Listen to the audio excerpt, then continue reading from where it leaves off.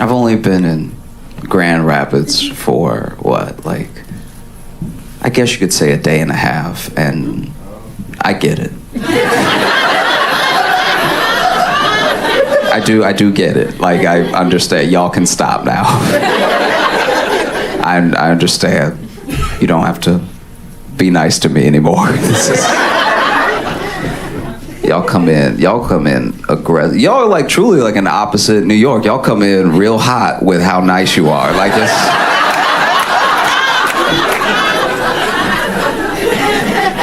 in a way that's like, look, it's functional. Y'all clearly have a society here. It is good.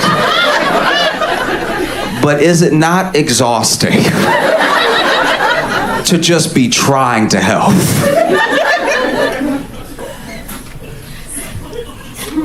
My shoe was untied. Okay, my shoe, I was walking and my shoe was untied. I was getting to the light as I was walking, and a guy was like, "Oh, your shoe is untied." But he pointed so low that I couldn't tell if he thought I didn't know where my shoe was or if he was about to tie it for me. Because my man, he's like, "Your shoe is untied." I was like, "Oh."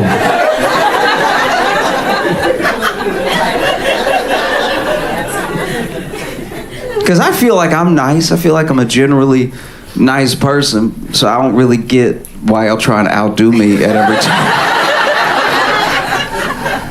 I'm like one of the nicest people in New York, and then I come here and I'm like, yeah, y'all win. This is genuinely a lot. I appreciate it though. It's nice to get a break. It's nice to get a break from like eye contact leading to a fight. One time I was on the bus. A lot of my stories that are in New York start on the train or bus because my life is not going as well as I'd like. Very few things I tell you about will be in a car. I was on the bus and I was just sitting there, and I think I was on my phone or something. And I just casually looked up. I don't even know why I looked up. There was no noise, there was no anything, but I just casually looked up, and there was one dude across from me already looking at me.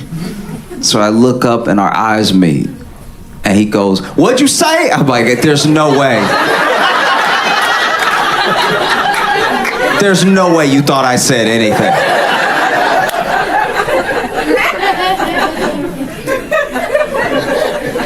It's just a lot, you know. Like, I've been there for years now. I've been here for, day and a half. And it just, okay. Like, y'all won't even let somebody be lost.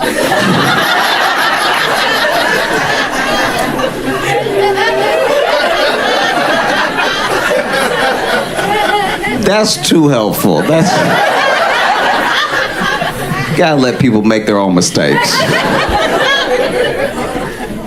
Because admittedly, I was lost. But I wasn't lost in like a cartoonish way. I wasn't lost like a 20 silent film, you know what I mean? I wasn't like...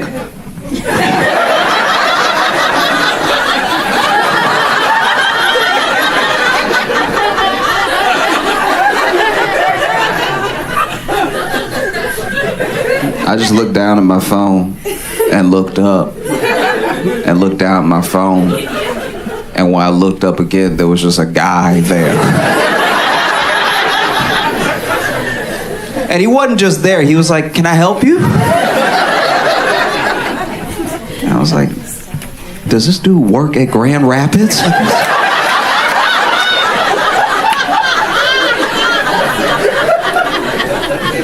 It felt like y'all just hire a bunch of Walmart greeters to be outside.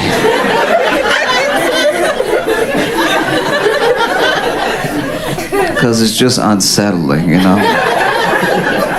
And so I'm clearly lost, If I'm lost from this far away, then I just admit it, and I'm just like, "Oh yeah, I'm trying to get over here." And he's like, "Oh, it's right around the corner. I'll show you."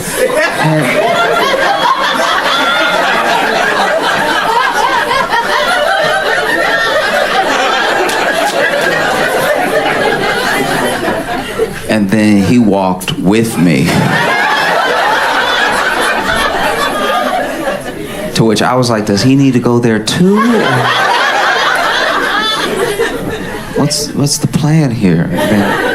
Then we get there, it's across the street, and he points to it. And when he pointed to it, I looked over, and I was like, oh yeah, well thanks man, thanks so much. And I turned around, and he was gone. And that's honestly the most upsetting part of the story. Because now I'm like, did I imagine him?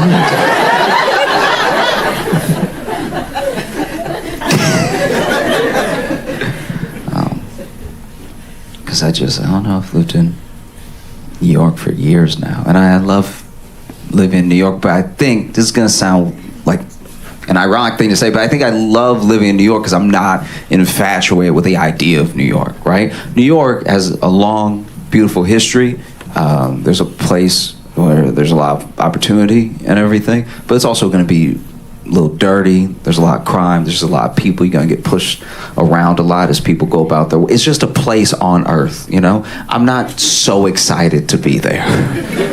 Because some people are. You've seen some people move to a place like New York and they're like, oh my God, it's happening. I'm in New York City. And you're like, chill that, all right? You gonna get robbed. They're like, but we're in Times Square. It's all happening. It's like they gonna get both of us. Because you over here acting brand new, all right?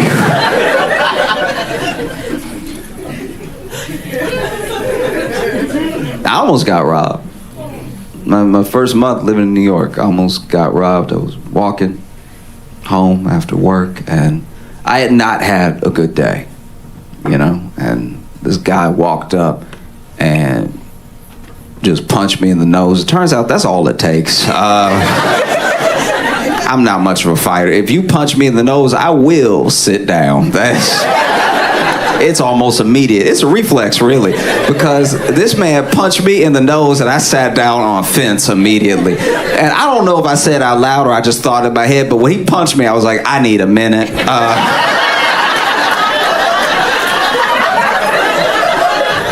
And it didn't help that when he punched me in the nose, I grabbed my nose like the daintiest way possible. Like all fingers were out. This is the most Victorian way to try to stop a nosebleed.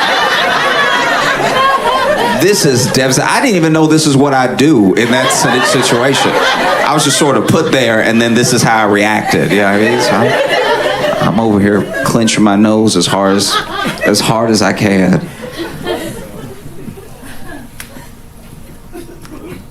Like, I wonder what it was like from his perspective. Like, if he punched me in the nose and then immediately saw me grab it like this, it was like, did he already have a nosebleed coming? Like, how did he... But this dude punched me in the nose. I sat down, and out of nowhere, this dude, huge dude, ran up and pushed this dude out of the way. And he pushed him so hard, he pushed him down, right? And so he slammed to the ground. He looked up. He saw that big dude. He must have thought we were friends. And so he took off. But I'm sitting there wondering if I look like such an easy target that somebody saw me getting robbed and was like, I could do better.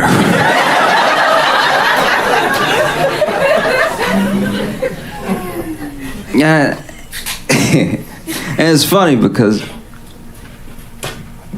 I was not having a good day at all. I was new to New York. I didn't have a lot of friends. I didn't have a good day at work. I didn't like the place that I was staying. And I feel like a pretty positive person, but everything was happening all at once to make me feel like just in a rut. Like, I try to wake up, be optimistic and everything, but the day it beat me down. I was just like, I remember I was thinking before this guy walked up to me while I was just walking home, I was thinking, this is the worst. This is like the worst, you know? And I was never thinking of like going back to Chicago or anything, but I was like, this is just the worst. And then I got punched in the nose and I sat down and I was like, this is worse. You really shouldn't tempt fate with superlatives. This is way worse. Because at the time, I didn't have that many of my uniforms, so if I bled on my uniform, I would just look freshly punched at work tomorrow. And I remember this big dude standing over me, right? And he's like, "Hey, are you okay? Are you all right?" And I was like, "Yeah, I think I'm gonna be fine." Oh, thank goodness you were here. And he was like, "Yeah, man, I just can't believe that. Like, I was just at the right place, the right time." I mean, honestly, I'm a little shooken up. That's never happened to me before. That I've been able to, like, help somebody like that. And I was like, "Yes, thank goodness you were here." He would have been very upset. I only have $6. My man is towering over me, and he's just like, "Yeah, I've just never been in a situation where I could just help somebody out of nowhere." Because honestly, I haven't always made the best decisions in life. And in my head, I'm like, "Yeah, he about to rob me." I gave up the game too quickly, and he has now realized he could be $6 richer. And he's just standing over me. He's like, "You know, it just feels like the universe put me here in this moment to help you, brought us together. You know, sometimes that happens." In fact, have you heard the good word of the god Oxnif? The god Oxnif of the planet Mars? And I was sitting there like, this is worse.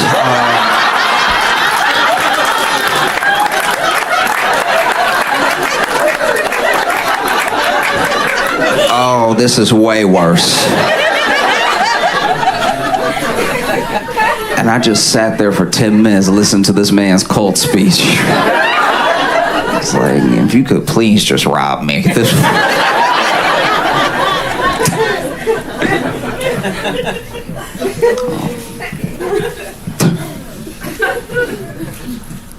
Because there's a lot going on in New York. There's a lot of crime. There's crime to the point that the governor saw fit to dispatch 1,000 National Guard to the subway to combat the crime, combat the violence and stuff. And as someone who lives in New York, I'm not gonna lie to you, I have not seen one of them this entire time. I feel like they went down to the subway, they looked around, they were like, "Forget this. I haven't seen a scratch of camo since I've been down there." Because I've been looking for them too. Sometimes something will happen, I'm like, oh. No. Because, New York, we have a lot of crime, but we also got weird crime. We got some of the weirdest crimes you can imagine. A dude in the Bronx got robbed with a cowbell. And I know you're thinking how, but look, it's metal, it hurts. And especially as a cowbell literally ringing while you getting hit, you must think like, where are these cows? You get your bell rung in the back of the head by a cowbell, you're like, where is it? Am I getting stomped out by cows right now? There was one dude that got a bunch of assault charges because he was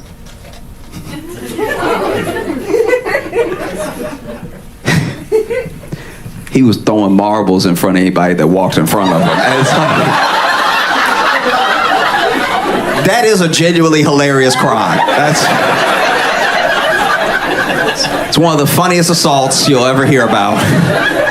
Because at first, when I first heard about it, I was like, these YouTubers are getting out of control. All right, somebody needs to rein them in. It wasn't even that. This kid did not have a camera. He was just being the change he wanted to see in the world.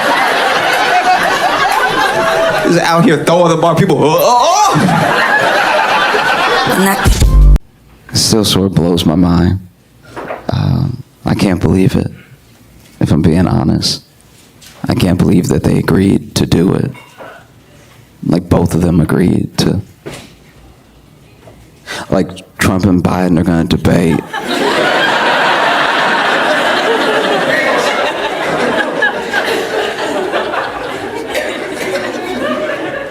They both agreed to debate.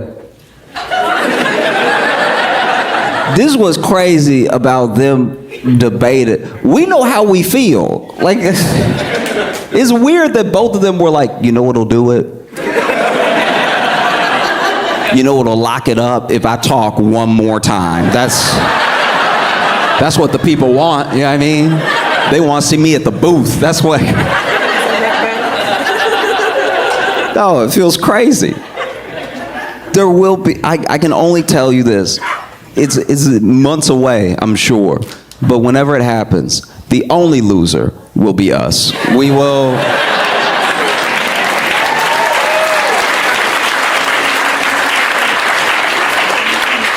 Both those dudes are gonna talk and interrupt. It's gonna be a hell show, and then everyone's gonna walk away like their dude won.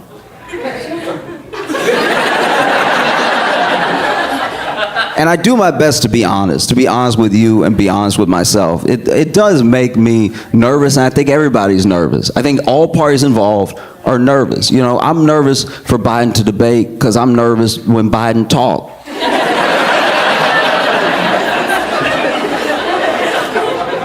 Don't be like that, you know.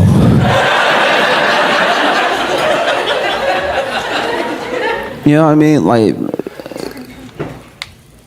I think this is the best way I can relate it. Because Biden starts sentences ambitious.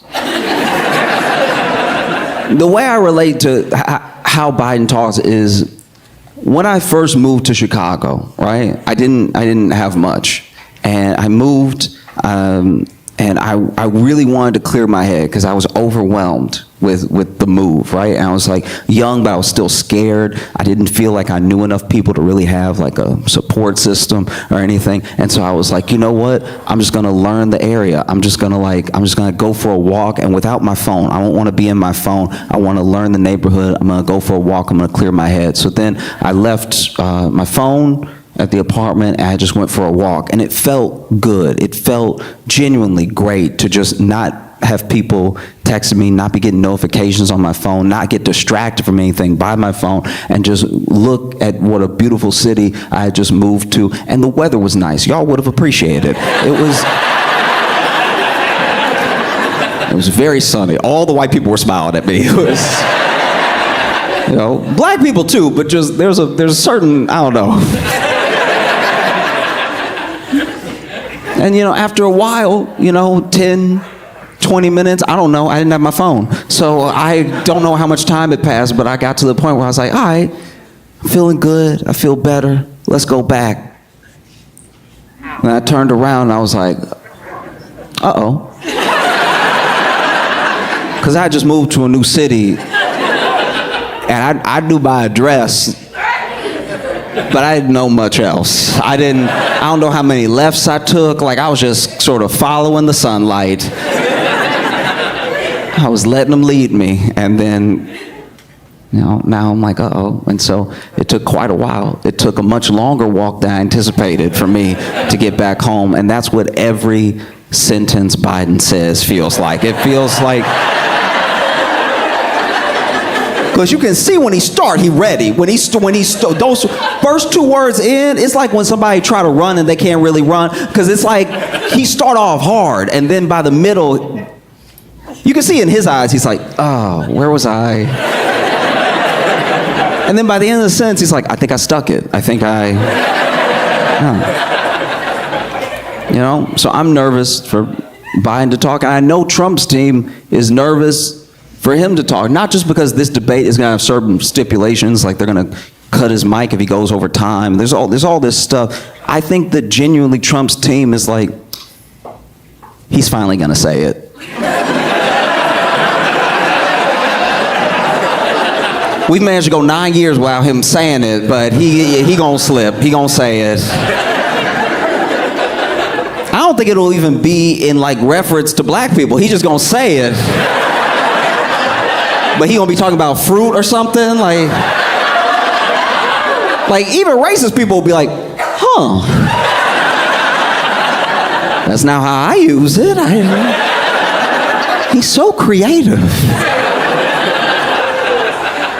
I will say, you know, people go on and on about Trump being racist. That man is way more weird than he is racist.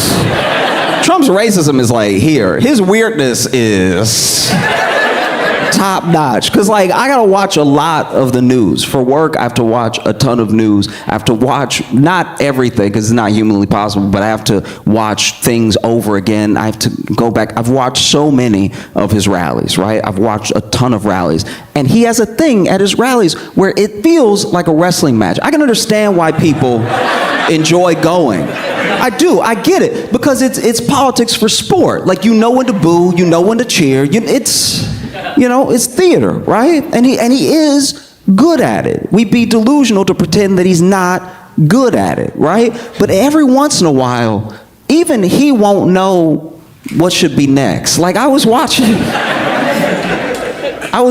this rally where I think he was going on like immigration, then he was going on like finances and Wall Street and stuff, and then out of nowhere he just started talking about the water pressure in America. And you could tell people who had just been cheering were like, I guess. Nah, I mean, he's not wrong. I have felt that too. Like, I felt like this man was railing about immigration, and out of nowhere, he's like, there's no like the shower don't hit. The toilets don't flush where you want them to flush. It take 3 flushes. This man literally was like, it take 3 flushes. What are we doing, people? The washing machine doesn't get the stains out. Like, it really was like this political thing that quickly turned into like how his day was going. And honestly, it's the most relatable he's ever been to me. Because I was like, nah, he not wrong. Sometimes when you at a hotel, it does drip on you. And you're like, nah, I need power. I need that masseuse setting in the shower. Yeah? This has bothered me for a long time, and I know nobody cares because it's like barely topical anymore, but there's a case against Trump, one of many, right? There's a case against Trump with the classified documents. Now, a lot of people say that's going to get thrown out. A lot of these are probably going to get thrown out, right? But the classified documents case, I don't have proof. I like to think I'm not like a conspiracy theorist or anything, but for real, I don't have proof. So what I'm telling you is me just talking to y'all because we're friends, okay? So I'm just telling you what I think. I'm not telling you that like the prosecutor can even pull him up on this. I'm just saying that this is what I think, right? So the classified document, he basically, in case you don't know, took a lot of documents with him when he left the White House, right? And they went to Mar-a-Lago and retrieved a bunch of them. And they were in all sorts of different rooms. Like they were in the closet. Some of them were in the bathroom. There's all this stuff like that. Now, the speech that he gave, the rally he gave that I was talking about before, was towards the end of his presidency. And I think this is what I think happened. He started bringing up the water pressure. I'm pretty sure he tried to flush documents that day.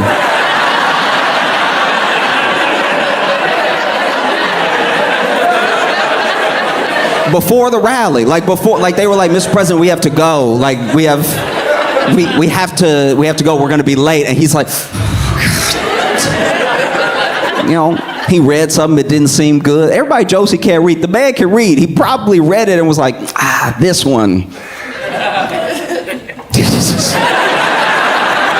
And then he flush it, and because it's printer paper, it doesn't go down like toilet tissue. So then after the third flush, it's not going down. He's like, this country is doomed. All right, this should have been gone down. And so then when they went to Mar-a-Lago and there were all the documents stocked up to the ceiling in the bathroom, people were like, why were there documents in the bathroom? I think that those were unflushed documents. I think that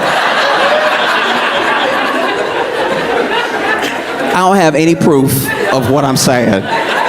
Take it all with a grain of salt. We're here to have fun. But no, I do think Trump's team is a bit nervous because the agreement for the debate had like very specific stipulations that like some people were saying were fair, some people were saying were deeply unfair and everything, but a lot of it just doesn't play to what Trump is good at. You know what I mean? Trump is good with a crowd, and they didn't want to have a crowd, stuff like that. And I don't know. as much as I, pick on Biden about talking, Trump has his stuff too. Like, I remember that time he tried to say origins. In case you haven't seen the clip, it's phenomenal. Basically, it's rough, because I'm not even kidding, I'm being real with y'all for a second. I did feel bad for him in that moment, because you can tell he know the word. You can tell he's trying to say he's trying to say origins, and he keeps saying oranges. But he doesn't mean to. It's like when you keep texting the same auto-corrected word and you don't mean to, you know what I mean? Like your friend texts you something crazy and you try to text back like, fuck, and then you end up texting back duck, and then you text duck again. And then you text duck one more time. And then you get upset, so you just text damn it. Like, that's...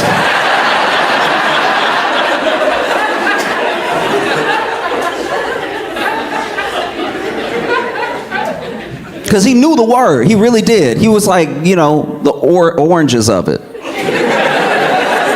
And you can tell he got a little embarrassed, because he know he on TV and everything, and so he tries to back up. He's like, the oranges. The oranges. It was like watching somebody with their phone, but in his mouth. He was like, and I was also like, he need to tell his mouth to act right, because I can tell his brain knows the word, because he kept saying oranges. It's like, the oranges, the beginnings. Where it starts, the oranges, the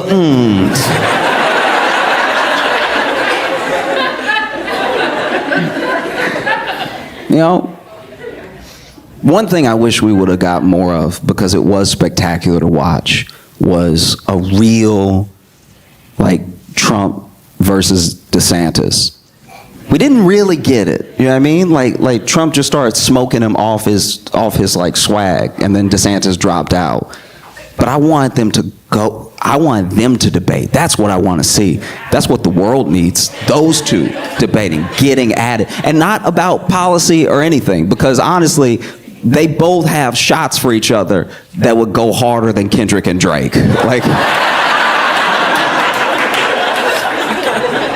Trump and DeSantis in a debate, all Trump has to do is, do his thing. I'm the president you love, and whatever. And then DeSantis can just be like, well, I served in the military. Where were you?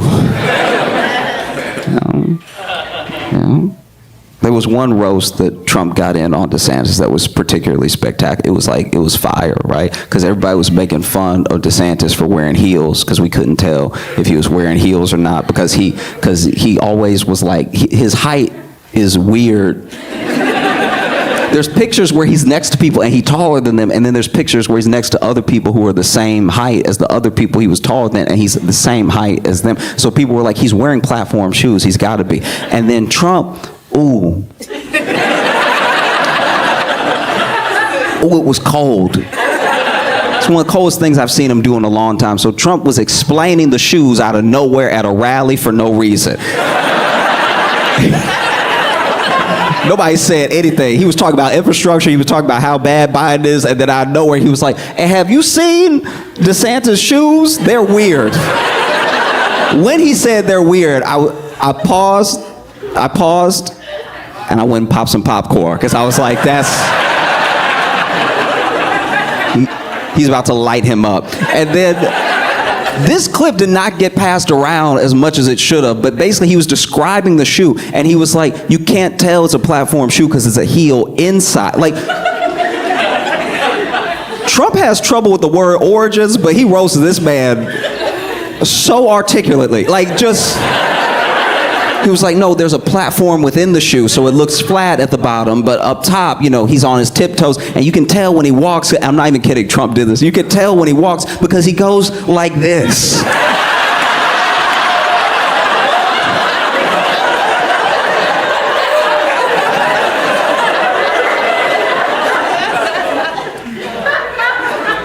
Wow. That's my main thing with the debate too. Biden versus Trump debating. Again, we didn't get anything out of the last one that they did, you know what I mean? And I just think, okay, I do think it would be funny if, remember, we're here to have fun.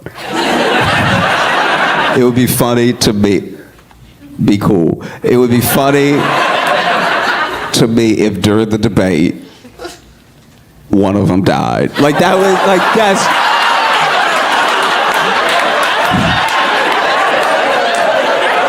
I see some of y'all. No, we're here to have fun. We're here to have fun. Don't do that. No. Cut it out. You know that is because these are very old men. They're both so old they both used to be president. Like yes. Do you know how old you have to be to used to be? The job you don't get until you're 70? That would be very funny if mid-debate one of them just tip and die. And then the other one's like, I rest my case.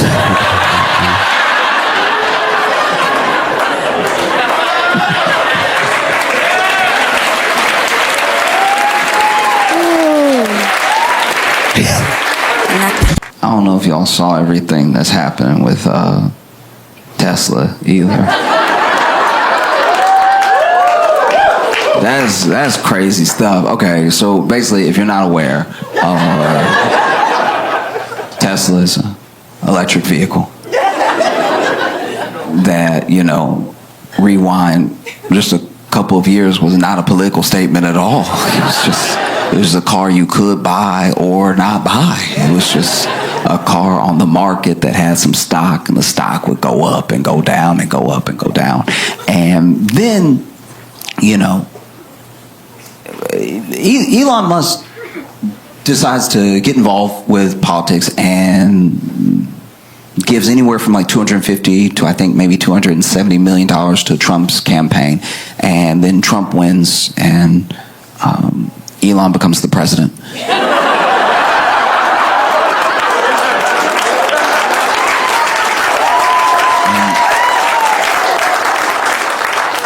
And so Elon becomes the president, and people don't really know how to feel because this particular thing hasn't happened before. There's always been like millionaires and billionaires donating to campaigns and stuff like that, but this is the most like infused a person has been in like what's gonna happen, and it's very clear in what is self-serving when it comes to like Elon's actions and everything. And so then, you know, inauguration day comes and there's all the fanfare of like this new administration is starting.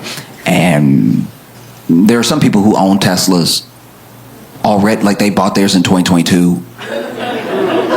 And they would tell people, hey, I bought mine in 2022. Like, I don't. Just so you know, I got mine in 2022. I didn't know, and I wasn't a part of, and I was trying to get electric vehicle to help the environment. I didn't know it would be. So, just so you know about me. And then Elon's giving a speech, and then he says, my heart goes out to you. And then he does like a full-on Nazi salute, right? And does it again, for clarity. And there is a part of me that genuinely, when someone buys something, especially something expensive, and then something happens with that company, a part of me does feel for them, because there are people who bought their Tesla in 2022. They might have been sitting in their Tesla when they saw Elon do a Nazi salute. Like,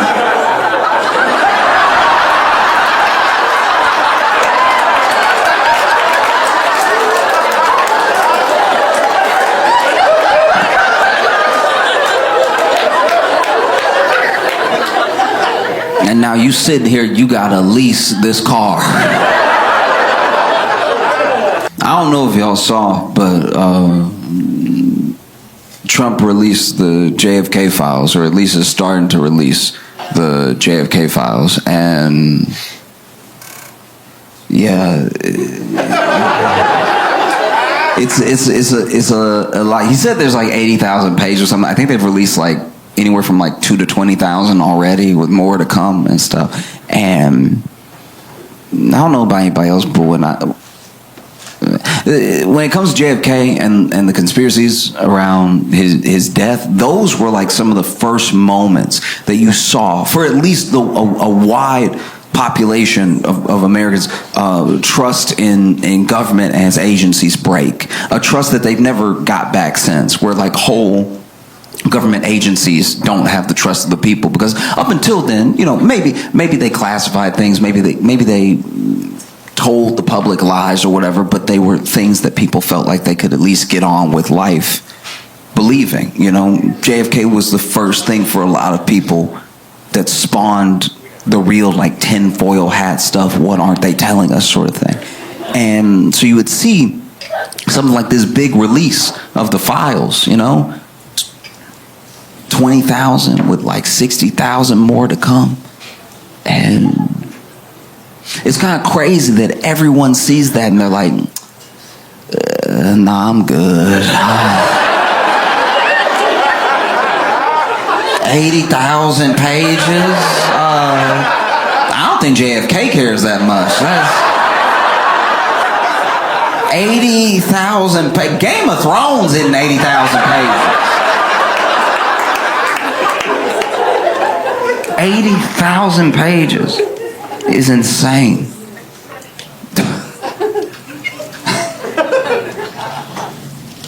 What are you doing? It's like the thing is full. It's full. I've read some of it, and it's full of things that are snapshots of the time that JFK was assassinated in, but they aren't things that people were looking for. When people talk about files that they want released, they're talking about things that probably have been destroyed forever, like some of the autopsy files, some of the coroner's notes, all that stuff like that is not in what's been released. What's been released are the goings on of like Cuba, Mexico City, USSR, and everything. And the one thing that we did find out for sure through the release of the files is that the CIA had a much bigger file and much more knowledge of Lee Harvey Oswald than we previously thought.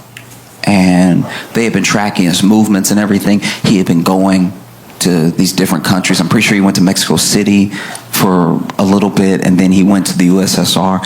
And I don't know if the word is defect, but he basically was trying to leave the U.S., become an expat and join USSR, and even tore up his passport and everything. And the USSR was like,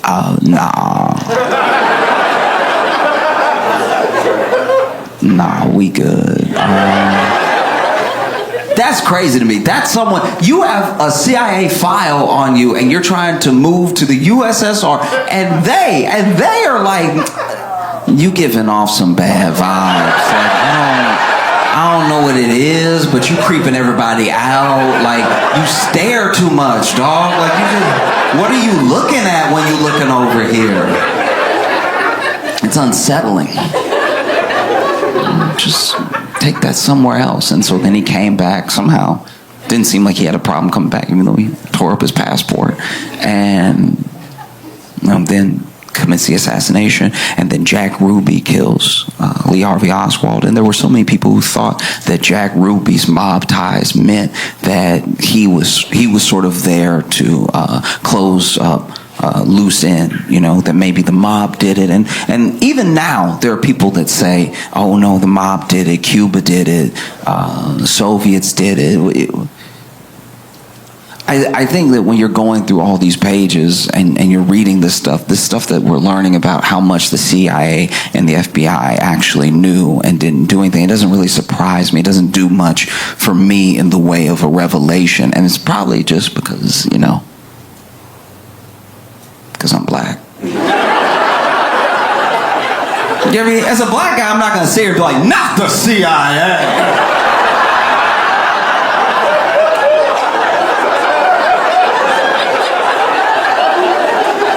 To tell me the CIA. Next, you're going to be talking about the FBI. Guys, no, not at all. Because that's the thing. That's That's what trips me up too, is all these pages are getting released. There are things that were released during Trump's first administration that were redacted pretty heavily, and then they've been re-released, not redacted, right? Or just one line redacted. So much so that there are people that are actually mad at Trump because they're like, that some of that stuff, some of those people are still alive. What are you doing? You know what I mean? And so then, you know, you'll have like one little line that's redacted, and you'll have someone obsess over that specific line because it's not finding the truth for them. It's about keeping the conspiracy going, you know? Because you'll even see, they uploaded it to the archives. You can check it out in the archives right now. They uploaded everything they've uploaded so far. In my opinion, they've done pretty badly. I think they just had a scanner and they were like, he said today, so...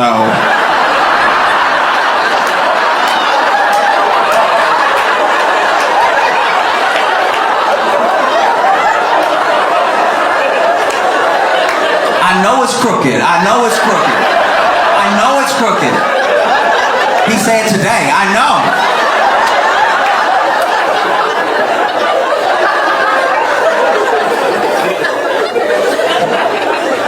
Some of this, honestly, I looked at some of the files, some of it, some of the handwriting in some of the notes, whether it's written by a CIA agent or like some politicians, some of the notes in there are so bad. Like the handwriting is so bad. I'm like, he did it. Like that's suspicious as hell handwriting. No. Little thing, little line will be redacted. Oh, that's what they don't want you to see. That's where all the truth is. It's like, look, maybe. I'm not even saying that's not possible. Maybe, but also. Maybe it's just like an address that makes sure that a person who has nothing to do with this doesn't get implicated. You know, there are all types of reasons to redact something. And it's when people put that much weight on the thing to keep the whole thing going that I'm like, you don't want to know. You want to keep guessing, you know? And don't get me wrong, it's fun. It's fun to guess. I love guessing. I don't know what I'm talking about half the time. Sometimes I'm just guessing. You know, best way I can describe it is I'm a fight fan, so I watch boxing, I watch MMA and stuff like that, and I watch men's fights, I watch women's fights, and I just kind of follow the fighter and follow their journey and enjoy who I enjoy because I like the person, I like their story, right? And there was this young woman, I do not know if she is from Brazil. I think she is because I'm pretty sure she was speaking Portuguese, and she only speaks Portuguese. She doesn't speak English. So after fights, when someone wins, especially if they don't speak the language, they will do the post-fight interview right there. And they might do another press conference later, but they'll do the post-fight interview. And if they do not speak the language, someone will come out, a translator for the promotion will come out. And in this case, her translator was her coach. So she wins the fight, and it's big. It's the biggest fight that she's won of her career. It puts her in the rankings and everything. And so the announcer walks up, and he's like, "Congratulations on a fantastic fight. Was this win mean to you? It's sort of putting you on the map right now against such a tough opponent." And she speaks for like 8 seconds, and then her coach goes, "Thank you so much, everybody, for watching my fight. I really appreciate it. I worked really hard, and thank you so much for the love."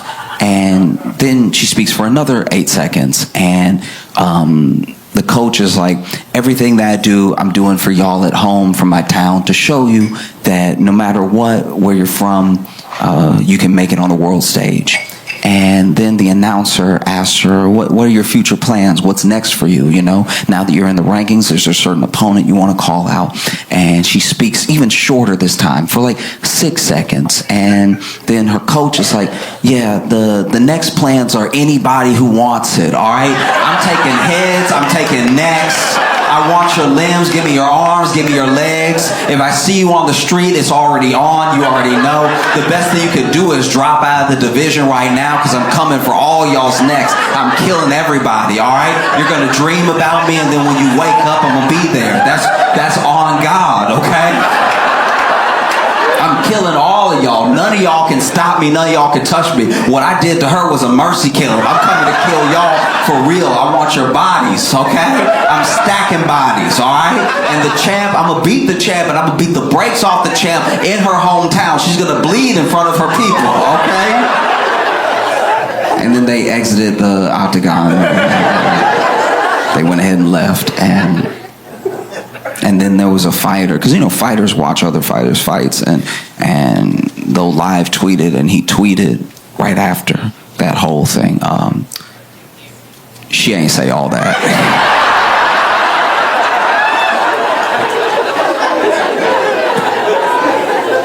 And I'm not gonna lie, that's what those redacted lines feel like to me sometimes, where I'm just like, yeah, look, maybe the whole truth is in the one sentence, but maybe it's in the 80,000 pages that nobody feels like reading.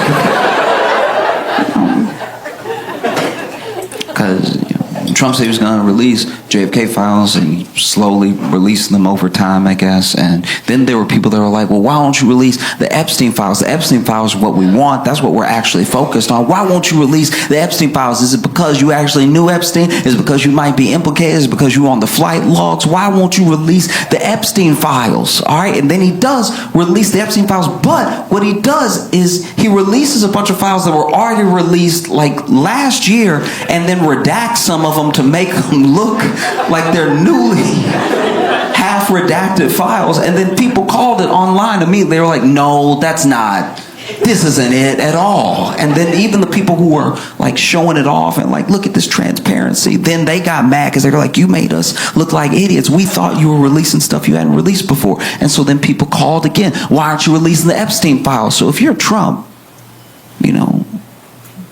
you're probably sitting here, the only thing you can do is release the Epstein files and hope it's 100,000 pages.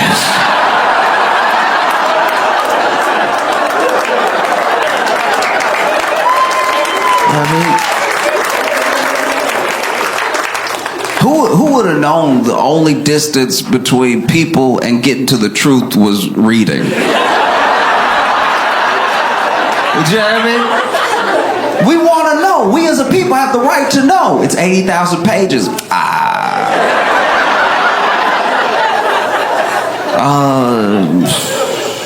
I'm going to wait till the movie come out.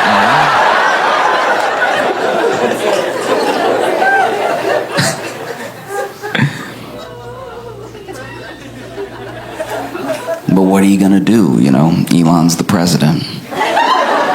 We know he's the president because, first of all, he tells everybody to report to him, sending whole government employees emails, tell me everything you did. It's like, isn't some of that classified? It's wild. You stand in the Oval Office talking about what we're doing. It's like, who is we? Got your son in there. That's how you could tell Trump not the president. Got Elon's son rubbing his boogers on him. I've had a lot of jobs and a lot of bosses, and no boss's child has ever rubbed boogers on me. I will quit before I let your child rub boogers on me. Elon is the face of Tesla, and he's also the face of Doge, this department that's been cutting all these government jobs and gutting a lot of government programs and everything. And I've talked to a lot of people, a lot of people across the political spectrum about Doge, about their actions, and from the time it started to present, right? So some people are like, oh yeah, it's a little bit much now that we're very much on its side. There are some people that still don't see a problem. There's some people that hate it from the very beginning. But one thing that I have not come across, and I only speak for myself, I'm not talking about I can't speak for the entirety of the internet. One thing I've come across is that there is no one who I have come across that says that there's no waste in the government and that they don't want to get to the bottom of what can be saved or what can be put to better use somewhere else. I think that's what generally everybody would want. If you pay your taxes and then you see where money's being wasted, it's like, oh, we have so many people who need that money in other departments, just move it over to them or give it back to the people or whatever the thing is. I don't think people inherently are upset about the idea that there's waste in the government. I know people that work in the government, they're like, this is a little waste. And so all of it comes down to what you cut and how you do it. That's it, top to bottom. That's the only thing anybody could really have a problem with, what you cut and how you do it, right? And I'll be vulnerable for a second. I'll admit to you right now, I've worked jobs.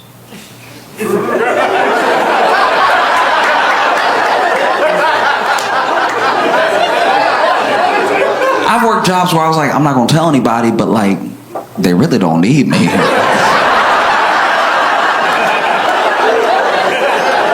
Like, as long as they paying, I'll keep showing up, but like...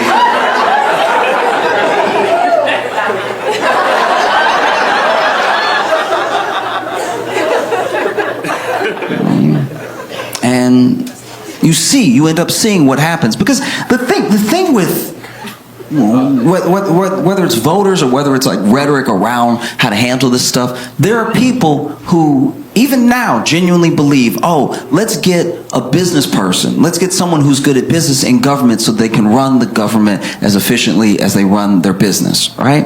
And the problem there is that like, let's say Amazon. A good example is like, let's say Amazon makes a mistake. And they make a mistake that all of us, everyone here, can acknowledge and see as a mistake. And so as a mistake, their stock drops because they lose some of the faith from their shareholders. Now we see that drop in the stock, and maybe the mistake they make is they announce that all the cars from now on gonna have 3 wheels. Like, oh, we're gonna save so much money on tires. And we're like, no, you're gonna flip over, okay? And so then you see the stock start to dip because of that lack of confidence. And then for you as a potential investor, even a retail investor, that dip in the stock is an opportunity. You can buy in now. You can buy into that dip, and then when it goes back up, because they realize that 4 is probably best, that you can ride that wave on up. Fair enough. When you crash... When you crash out a business, when you make mistakes in business, when you run a poor business, you can always start another business. The people who we even look up to as these beacons of industry were all people at some point who had a failed business, right? But the government is not a business, because if you crash out the government, if you make the same mistakes with the government, you don't have a country. And you can't just be like, no, we're just going to start new America. You know, I used to have like a lemonade stand America, and that one didn't really work out, so I started like a tire shop America, and that still really wasn't it. So then I started this hedge fund America, and now we're cooking. Yeah. It does not work that way. And you saw what happened. You saw Elon run the government because he's the president. You saw Elon run the government the way he ran his business. When Elon took over Twitter, right? He comes into Twitter and he immediately starts firing everybody because he's like, you're waste, you're redundant, I don't know what you do, I don't know what that is, you're fired, you're fired, you're fired. And then a couple days after he took over, remember that brief period where he was like, how do you turn it on?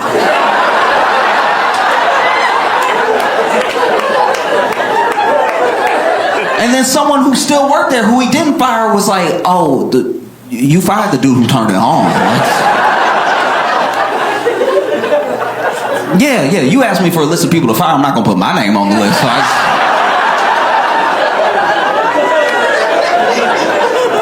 So and so you end up seeing Elon firing people and then trying to like hire them back real quick and trying to like smooth over the things that he broke that didn't need breaking, you know?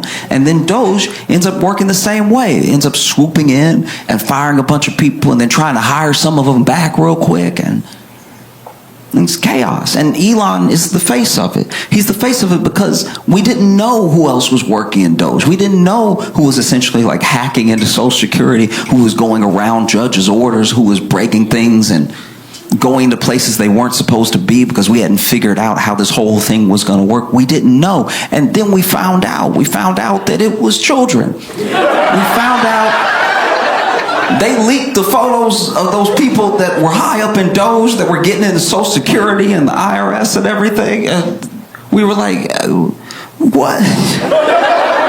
Fresh out of school, I saw one kid's picture who was like high up in Doge doing all the breaking in and stuff, and I was like, Peter Parker? I cannot believe that Spider-Man gonna cut off my grandma's Social Security. So I don't think anyone saying like there's no waste, but it's what you cut and how you cut it. You know, I think people would have appreciated like an actual audit. They said that they did one, but usually when you do an audit and you really account for the waste and you really account for what jobs you do and don't need, you don't have to hire anybody back. You know? The amount of people that they fired and then tried to immediately rehire shows that they're not actually being as careful as they should be with the process. Because I'll tell you right now, everyone that has ever fired me stood firm in their decision.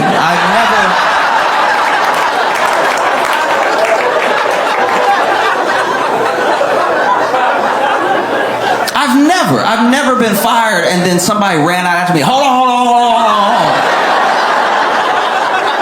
That's my bad. I was wild. I was trying to look good in front of the other employees. You come on back in here. That has never happened. Anyone who has ever fired me has never called me again.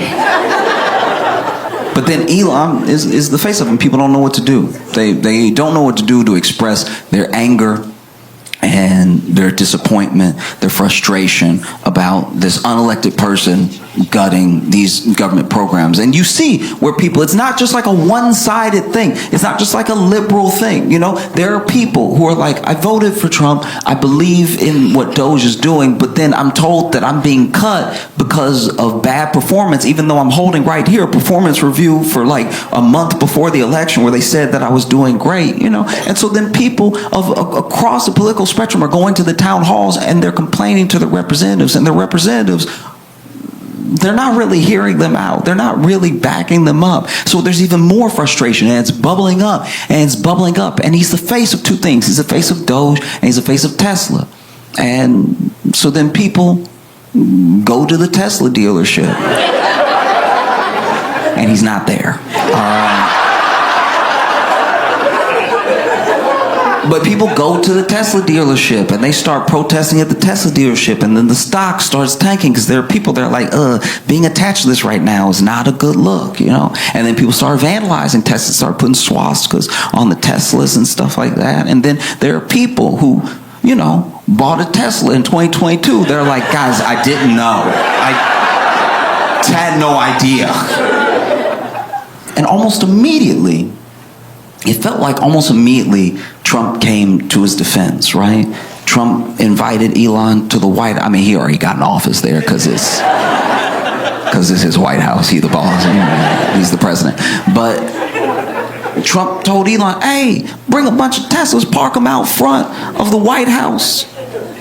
We'll do a dealership commercial.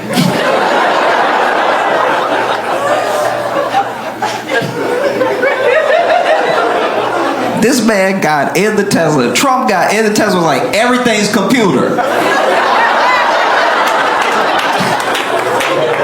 Which is not wrong.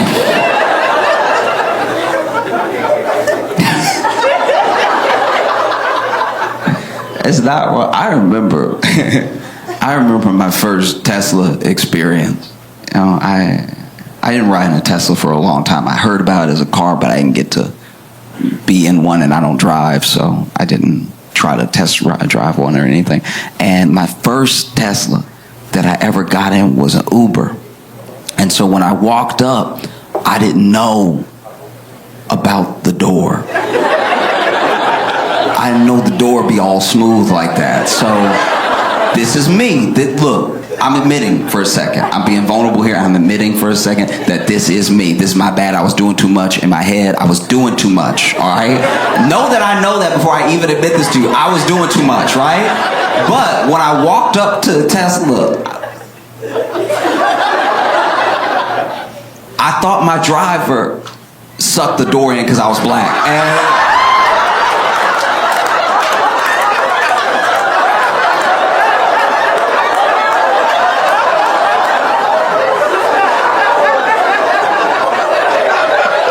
And I was standing there like, never in all my days have I seen this type of racism.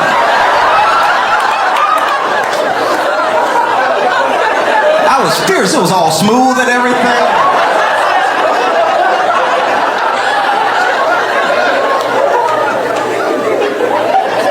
And so finally, driver noticed I'm not getting in the car, so he rolled down the window. I lean over all indignant, like...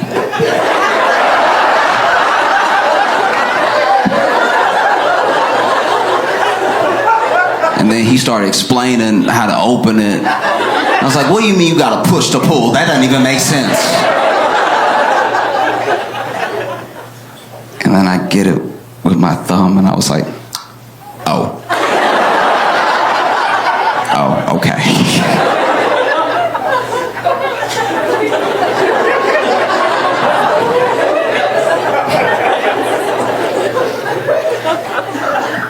Got in the Uber, we took off.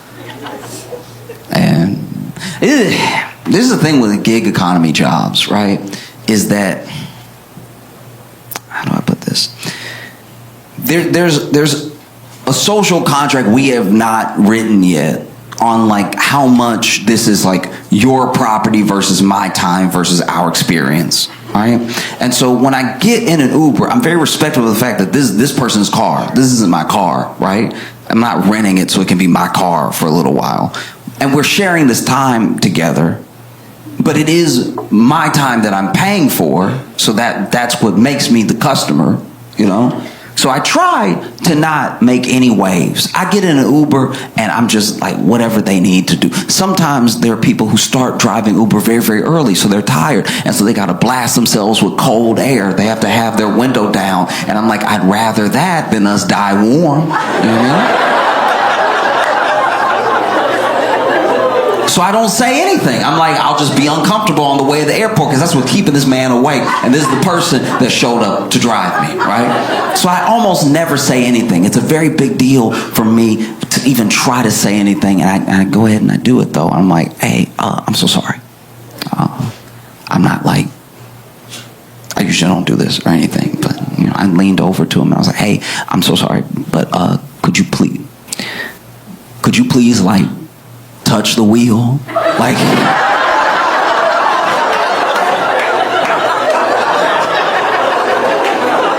No, I know it's autopilot. I know it's autopilot. You put it in and everything. I just don't know what I'm paying for if we going. Like if we. Like I'm not telling you how to drive. I'm telling you to drive. Like it would be nice if you did drive. Like. Just put a finger up. Make me believe. Just put a finger.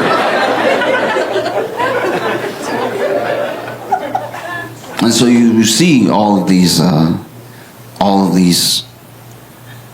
attacks on Tesla increasing, and the stock price dips and dips and dips, and it goes up a little bit. Every once in a while it goes up because there's some people who don't care about any of this at all, and they see it as an opportunity to buy low, and so it'll go up a little bit, maybe like 3-4% here, and then it drops a little bit more, and it's down from its high by a lot. And you've even seen people like in the Trump administration come out and say, hey, if you vandalize a Tesla, we're treating it as domestic terrorism. We're coming for you if you touch a Tesla, right? And it's just baffling because everything that Trump is doing for Elon and everything that his administration is doing for Tesla is exactly what they were supposed to do for the voters. You know what I mean? Like Trump saw that his boy was having a little dip, was like a little bit more broke than he was the day before. He was like, let me help you out. You know what I mean? That felt like a campaign promise that I thought he made to everybody, but apparently he was just talking to 3 people. And even going after people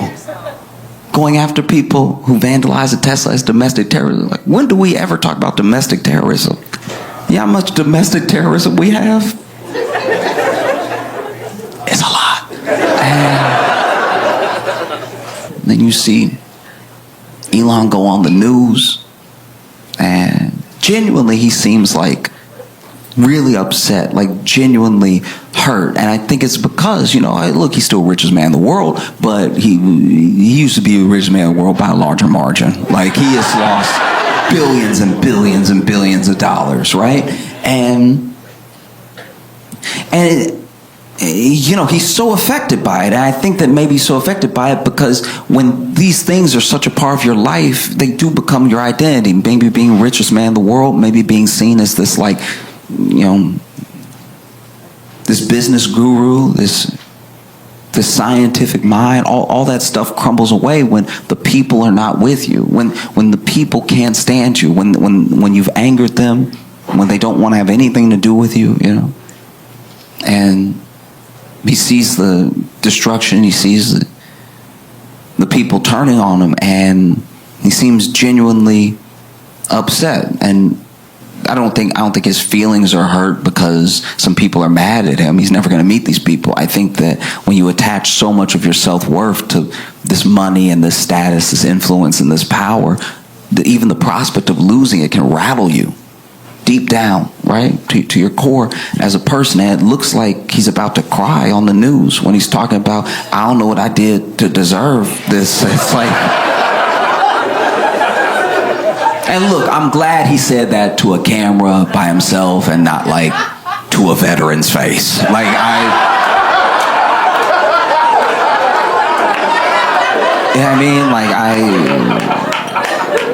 he didn't really get that, the dude on Fox was like, you've done nothing to deserve this. You're a true patriot, whatever he said. And, I was sitting here watching Elon get genuinely sad. And I was like, oh, my heart goes out to you. Do you think it's weird that we put serial killers to death? No? Okay. It's just... No, just hear me out. I only ask because somebody got to kill all them, and it's usually the same person.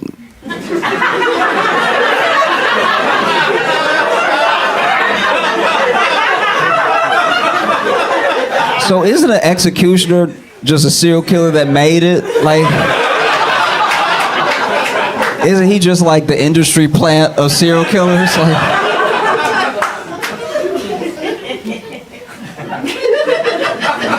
maybe not. I'm just asking questions. Y'all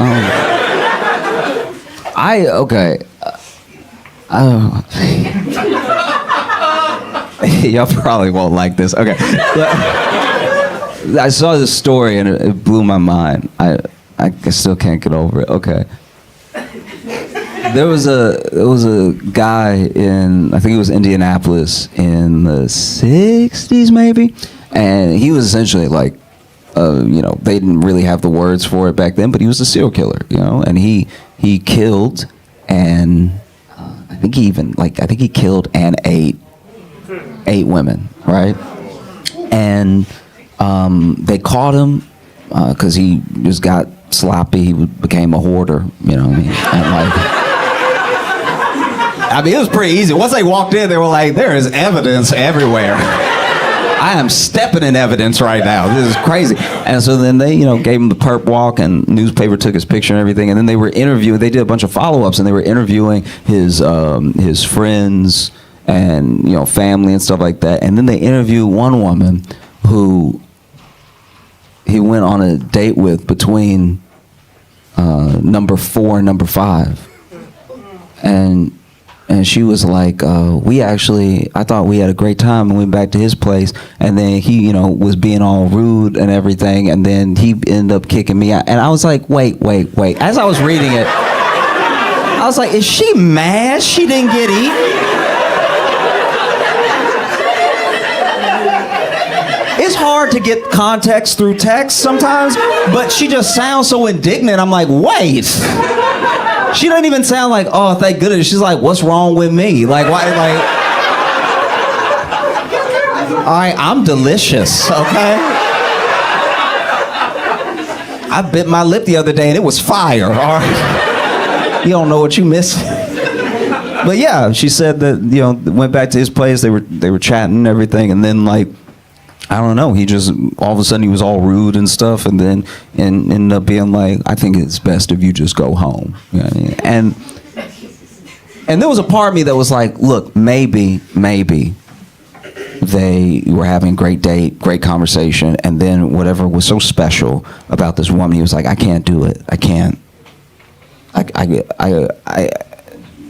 She's too good of a person. Like, I got to get her away from me. Let me be rude. Let me just kick her out, something like that. You know, save her from me." But then the other part of me was like, no, I think this is the most annoying person that's ever lived. I think this dude is a serial killer, and he brought this woman home to kill her, maybe eat her, and then she just, at a certain point, the conversation's going so poorly, he's like, I can't even eat this bitch. Like this.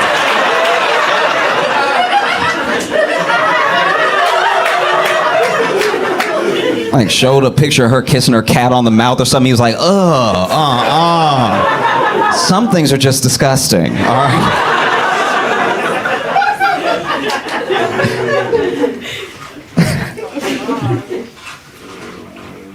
Sometimes I really worry badly that we're like, as people, that we're lost. And that one of the reasons we're lost is that we don't really have any more like heroes to look up to. I mean, some people have heroes, but then the hero's like an actor, and I'm like, what are you doing? You want to be like the guy that pretends? You know what I mean? And just I was thinking about it for a while over the weekend. Because what we used to have was very little access to anyone we considered a hero. And because of that lack of access, if you really wanted to know about this person, if they became famous enough in their own lifetime, there'd be a person that came, a writer that came and followed them around for years, maybe decades, and then they wrote a biography. And we didn't even give a second thought to how biased it probably was, or how much the writer may have come to love this person. We were just like, okay, wow, what a great human. But that's a problem. I don't even think that everyone makes it seem like Gen Z or Gen X or like millennials, all this stuff like that are so different. I don't think we are. I think every generation of people has always been hopelessly human. And now we just see all of it. That's what's so scary now, is that there are great leaders that may not get the chance because we already saw them not be like worthy. You know what I mean? We find out a lot of the stuff we find out about people now that we think are great after they died. And now we see all the stuff, we see all the mistakes happen in real time, and it makes people harder to follow. Do you really think you would have followed MLK if he did the Tide Pod Challenge?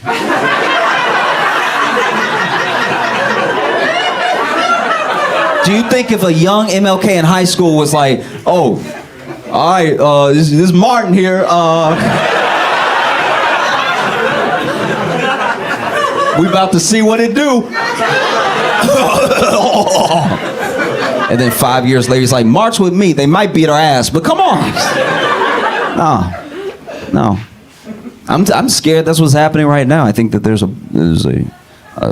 brilliant, young, but smart for her age, wise old soul. There's a incredible person out there right now, a young Angela Davis right now, twerking. And like feet on the wall too, like nasty stuff.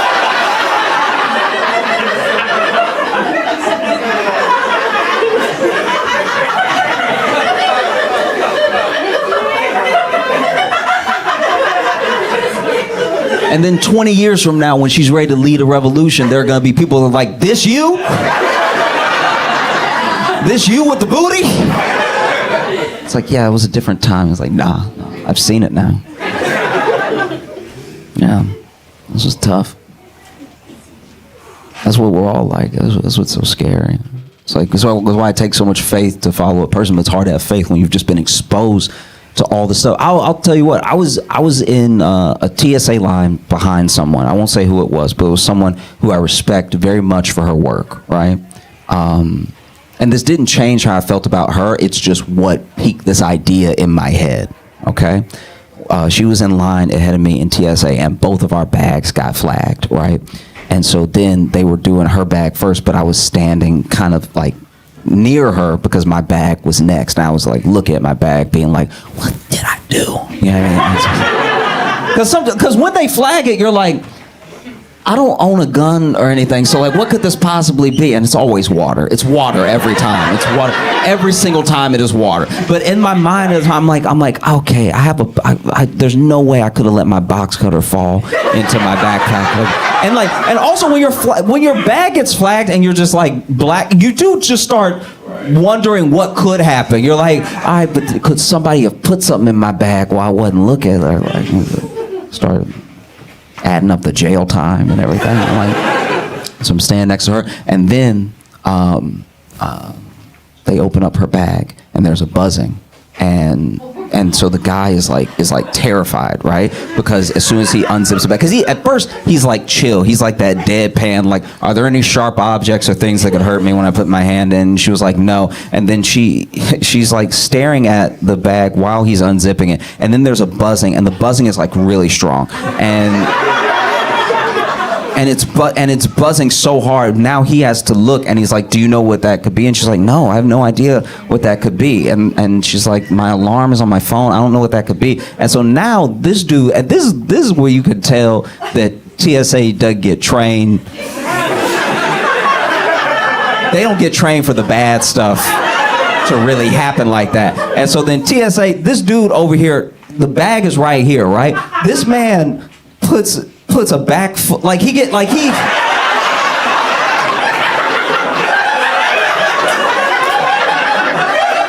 took a step back and bent his knees like he would run. And I'm like, but then what are we supposed to, because you're not telling us to back up. And you're not calling for backup. You just over here unzipped it through the flap.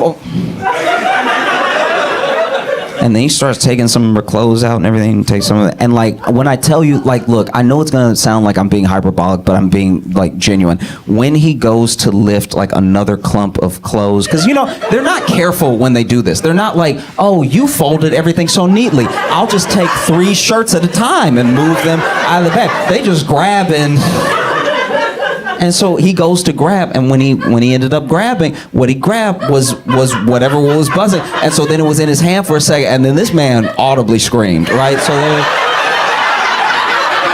So then he over here grabbing stuff out of her bag, and then he grabs it, and you can hear it gets louder when it's in his hand, and he pulls it, it's like, and he's like, oh!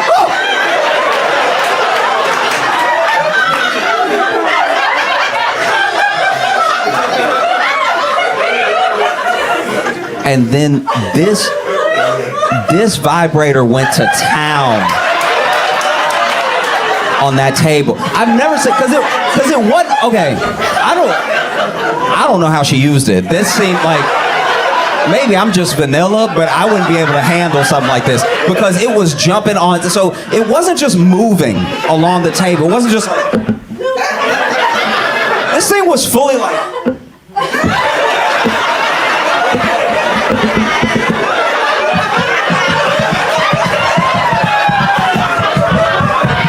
this motherfucker started breakdancing on the table. And then she was like, oh, that's my, he's like, I know.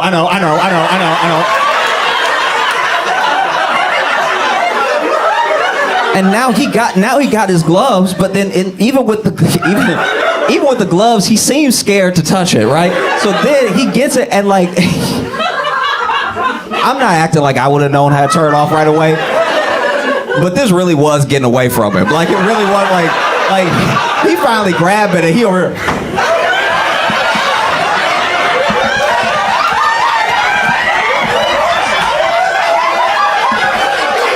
I've never seen someone try to do police brutality on a bike, because he tried to she tried to choke the life out of it. And then he finally accidentally turns it off. And he breathing all hard like,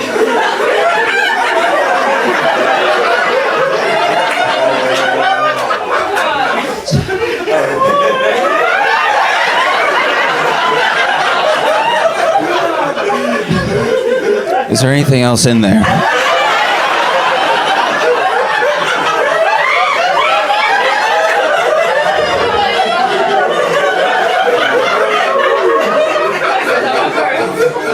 And she was like, no, that's the only one.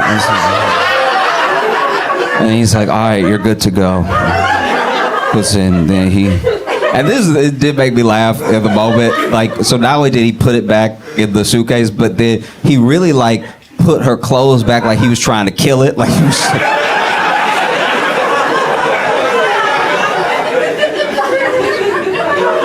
And when I bring the story up, like I said, it didn't make me judge her as a person. I still very much respect her. I'm just saying, if she were to lead a revolution tomorrow, I'd be like, all right, but are we going vibrator first? Because, like, I just know that about you now. You know what I mean? I hope that's going to lead the charge. You all have been phenomenal. Thank you so much. I'm Josh Johnson. You have a good night. Hey friends, I was actually off the road last weekend, so we're still dropping an unreleased set, but stay tuned afterwards because I'm going to be answering some of your questions from the internet. And if you have other questions that I don't get to, you can drop them in the comments. And if you don't have any questions at all, just keep being cool to each other. See you in a bit. I've also been obsessing over that lady on TikTok who was digging in her yard and found that rug. Like, in case you didn't see this, there's a woman that was on TikTok, right? And this will be important later, but she's white, all right? And basically, she was making TikToks for like her fans and her friends and stuff. And in one of her TikToks, she, she comes onto the TikTok and she's like, y'all, I think my house is haunted. Okay? And then she starts giving her reason, and she does a little tour of her office where all these things are moved that aren't supposed to be moved. She's like, I'm the only one that comes in here, and this is here, and it's usually up here, and then this is moved over here. And then when I opened my laptop, the laptop was like cracked from the inside. Like it just, and you could see it. It was like corrupt, like it looked like ink had been spilled. It was so shattered on the inside, right? And she was like, I don't know. I think I have a ghost. And in my head, I'm watching this, and I'm just sort of pulling from life experience. I'm just kind of like, you ain't ever been robbed before? Like,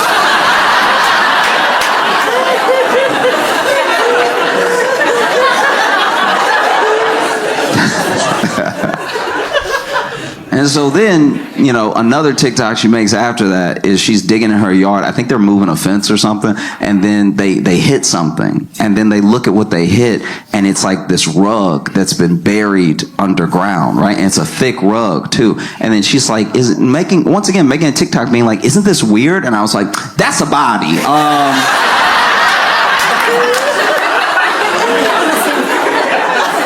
That's clearly a body, okay?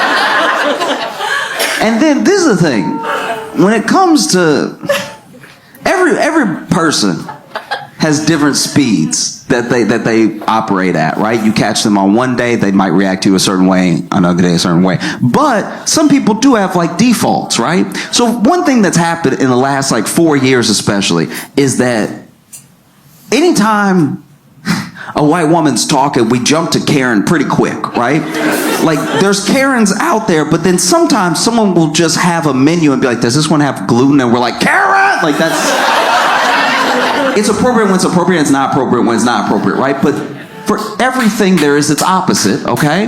And I think that for us, we do need to start talking about the complete opposite, because we all know this person. We all know the white woman who doesn't want to make a big deal out of anything.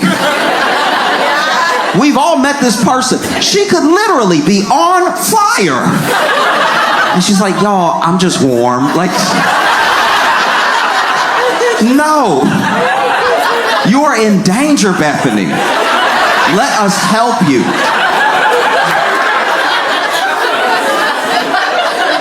You know what I mean? Like, she could call you. She could call you in the middle of a robbery. She's at the bodega. It's getting robbed right now. And she calling you being like, oh, no, I don't want to bother her. Just if you get around to dialing those, like, 3 numbers, it would be really helpful. And this is who we have on our hands in this situation, because I'm not the only one, right? I see the thing and I'm like, that's a body. And then everyone else in the comments is like, girl, that's a body. And this is here's the thing about internet comments in general, right? At best, almost all the time, random comments on the internet are at least not helpful. They're at least not doing anything for you when you read them, or when you posted them, they're not actually good feedback. Yeah, I mean, like it happens a lot, especially because the internet's just out for everybody, you know? Especially on a place like TikTok. People stumble onto your stuff and then they just comment on it, whatever they think. It might have nothing to do with what you're talking about, you know? Like, as an example, years ago, I bought some nunchucks.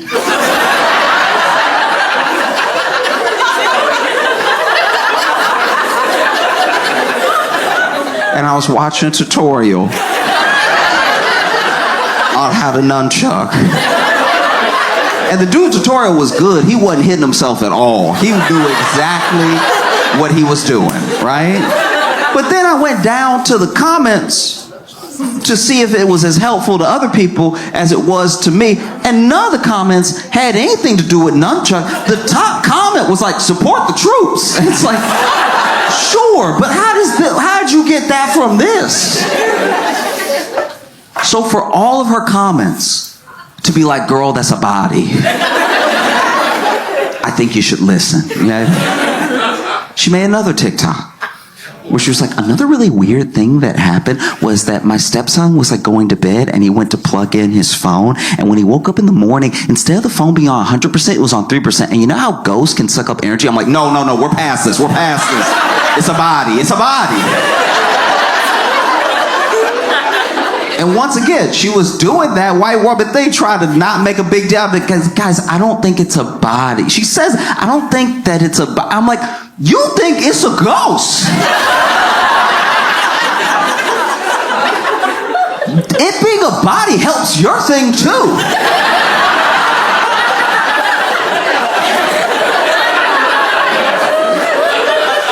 Every ghost used to have a body. Why are you acting like we're the dumb ones?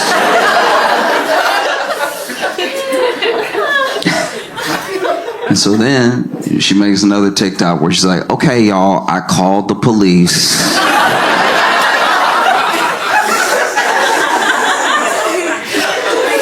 And it's funny because she describes like calling the police and stuff. And when she called the police and told them the situation, I was digging in my yard and I was trying to move this fence. I hit the rug, whatever, and the rug's very thick. We can't just, because that's the other thing. She can't just pull it up.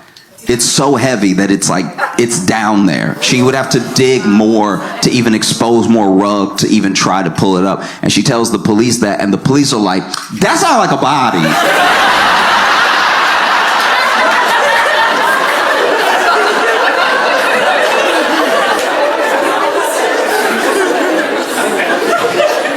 And so the police come out, right? And I am not a cop. I don't know how police work actually works. I don't know what procedure is or anything. All I know is what I saw in the video, because she was also making a TikTok out of the police coming and checking out the hole. And the police, when they got there, I don't know what exactly they were doing, but they were doing that thing where, you know, like when they have their hands in their vest?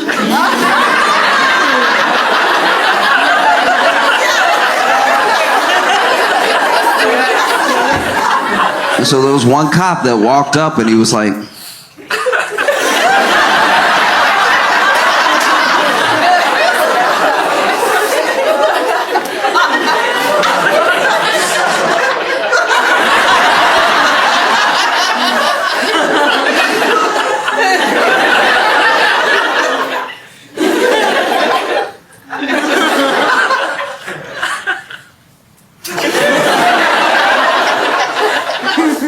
that might be a body. So police look it over, because cops came twice, right? Police look it over. Then this part is fuzzy. I don't know what actually happened linking these two things. I don't know if the police said this to her before they left or if they called later and told her this, but basically they were like, look, it's a hole. I get that you're invested and that it's the rug, but we don't have the resources to just like do some big dig in your backyard for a case that's like not an open case or anything. There's not like some missing person or something. So we just, if you want to dig,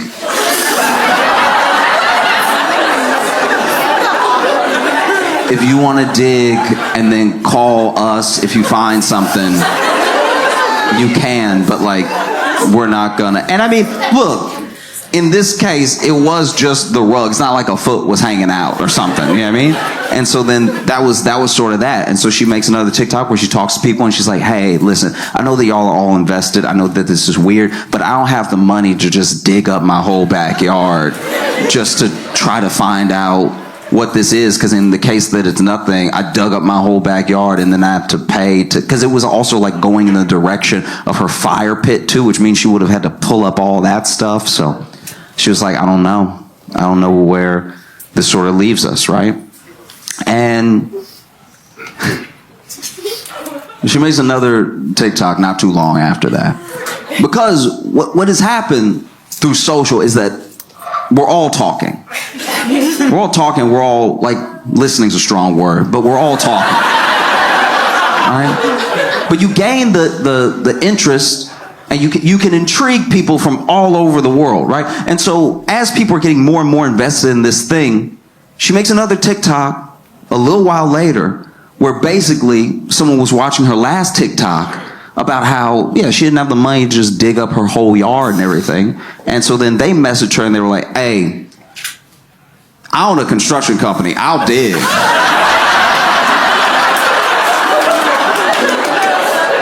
I will not be left on a cliffhanger, all right?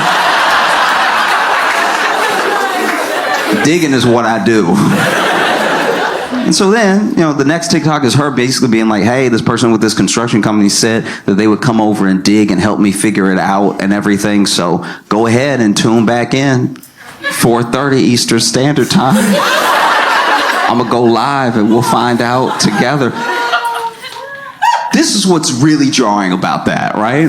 Is that TV used to be TV. You used to get your entertainment from TV, and TV was a thing. You used to buy the TV and know that all the TV would happen on TV. But now, slowly, over time, we're TV. Whether we mean to be or not. There's plenty of people who have realized they were TV in real time and been like, I messed up. I did not want to be TV today. TV used to, we're spoiled. We're used to 24-hour news. We're used to 24-hour programming, even pay programming. When a channel runs out of TV ideas, they're like, well, we'll let this person try to sell you something for 3 hours. TV used to just have a few channels, too. TV used to have like 5 channels. And they didn't even have a lot of ideas. The TV would be like, guys, we're done. TV. You would have your TV on, but TV would be off. Because they just didn't have any more programs. They were like, you know what it is. We'll see you at 3 o'clock tomorrow. Go to bed. What are you doing up? Why are you still up right now? You have a problem. You need to see somebody, a doctor maybe. You probably have insomnia because you have left this TV on all night knowing that the Dick Cavett show only goes so late. And I didn't know about any of this. My grandpa was telling me, you know what I mean? But like, he was like, yeah, you used to, that used to be how you knew you had a sleeping problem. And now, she's opened herself up to the fact that, like, this incident has made her TV. She even said, tune in at 4:30 Eastern Standard Time. I was like, you have commercials too? Damn. And then soon after that, she makes another TikTok where she's like, okay, all right. So I got a call, construction company calls, but I got another call from homicide. And a part of me was like, duh, it's a body. But she's like, I got a call from homicide that basically they said that they don't know who the last 2 officers were communicating with because it wasn't them. They must have talked to somebody else who told them to tell me what they told me. Homicide heard about the case and they were like, we would very much like to check.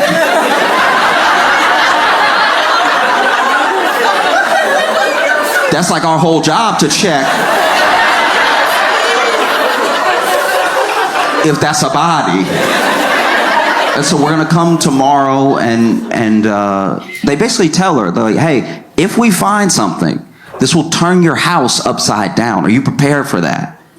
And she was like, yeah, I want to get to the bottom of this thing. It's been like on my mind, and we're not just curious. It's like this could potentially be terrifying, And so they're like, okay. And if we don't find anything, then you're free to let the construction company dig and just see, like, get to the bottom of what maybe is dinosaur bones. Who knows, right? So next day comes, and she says in the TikTok, she's like, look, so still tune in at 4:30 Eastern Standard Time, but I don't know what you're going to be watching. So sure enough, homicide comes. They bring the detectives. They also bring the cadaver dogs, right? And both cadaver dogs signal at the spot in the rug, right? And they even did in different ways, because I don't really know. I don't know much about cadaver dogs. All I know is that the first dog, he seemed a bit junior. Do you know what I mean? That first dog was just a little too happy-go-lucky. You know what I mean? Like he really showed up and was like, oh, what a beautiful day. It's wonderful to just be in a yard and be able to run around, stretch your legs, and hang out with your friends and stuff. Oh!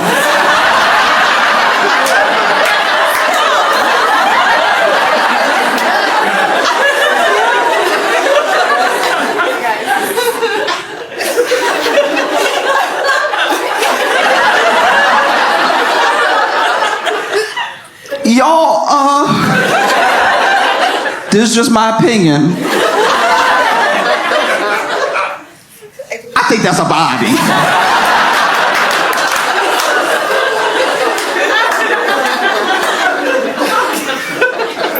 Second dog comes out, must have been more senior dog. They must bring two just to make triple sure, you know what I mean? Because second dog comes out much calmer, at least to me. Just, had more of a dignified gait to his walk. Walking around.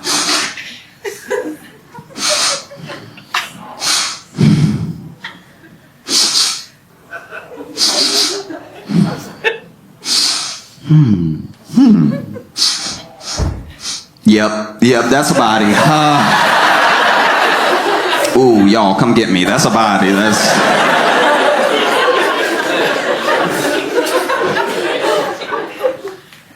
it's got to be tough. It's got to be tough to be like a police dog, because you don't know you have a job.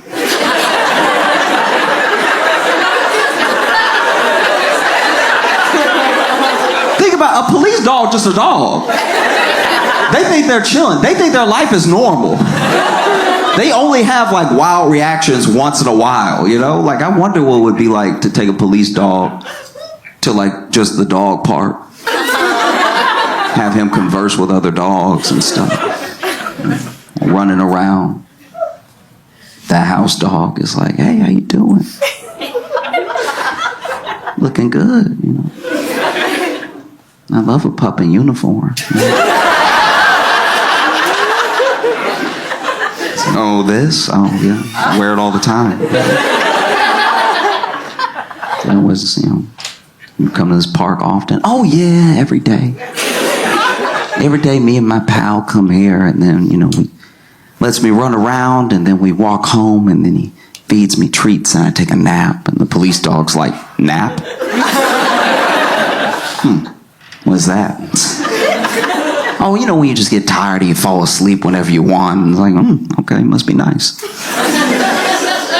And you said your owner gives you treats. What kind of treats? House dog's like, oh, all the treats. It's incredible. I get like the beef treats and the chicken treats. I go crazy for the tuna treats. I try to play it cool, but I can't. They're too good. Sometimes I'll play hard to get, but then I'm a sucker for the tuna treats. Do you get treats? And police dog's like, yeah, I get treats all the time. What kind of treats do you get? Police dog's like, mostly cocaine.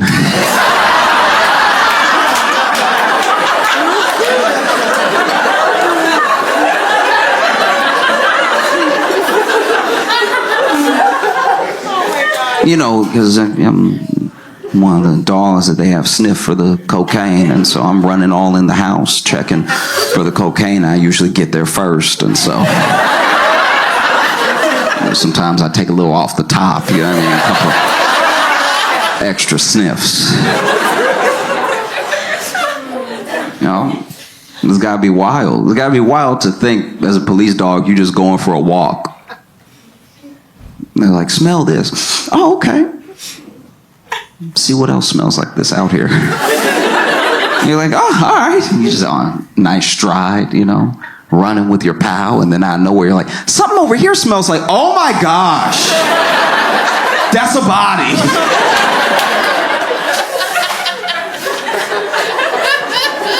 So both the cadaver dogs signal, right?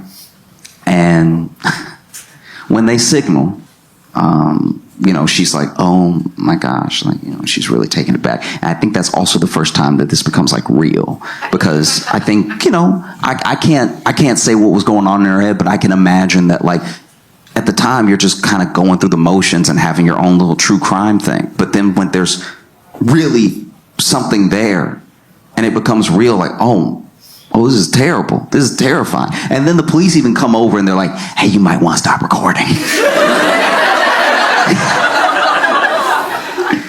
And so she makes another TikTok hours later where she's like, hey, I'm sorry I left y'all on cliffhanger. You know, police were like, hey, maybe you want to stop recording. So I stopped recording and everything. But yeah, there's just people all over my house and stuff. And it was just like, I think it was all hitting her at once. And it must have been overwhelming, you know?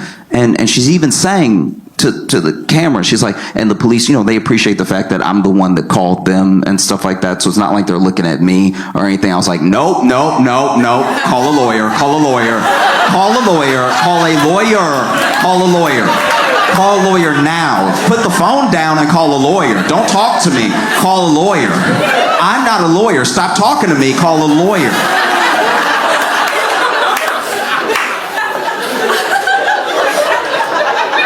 That's a lot to assume. That's a lot to assume. Hey, guys, I just found this body. Like, I have nothing to do with it. You know?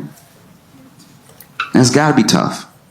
Like, I really did try to put myself in her shoes. You know, it's got to be horrific to find something like that, what it might be, all that stuff. I think about what any of us might do. You know what I mean? Maybe not make a TikTok about it, but like what any of us might do. Like, I think about what I would do. I'm a homeowner. I'm digging, I'm moving my fence, you know, and then hit this rug. A rug, by the way, that had a tree planted on top of it. I think about what I would do, right? As Josh, and even more importantly, maybe as like a black dude in America. I'm not gonna lie, I think I'd be like, yeah.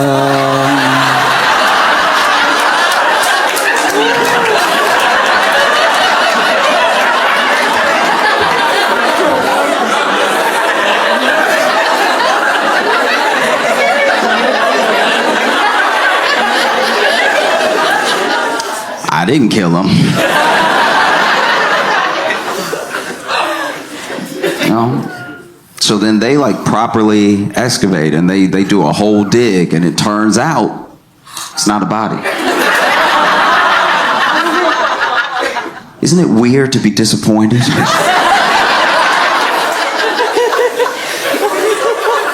Isn't it kind of weird to be disappointed that somebody is not dead? It's not a body at all. It was a rug that had a tree planted over it that was buried, which, I'm not gonna lie, is way weirder. That's so much more jarring now.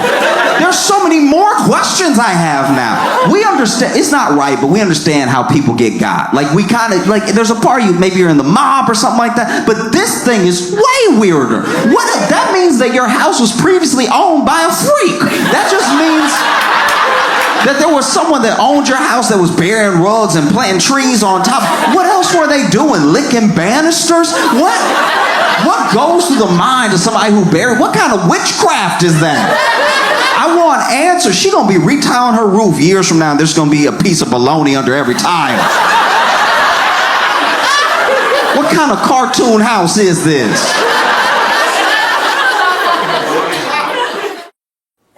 balance weekly stand-up and a daily show? I work at Daily Show Monday through Thursday, and then we go on the road Friday, Saturday, and sometimes Sunday.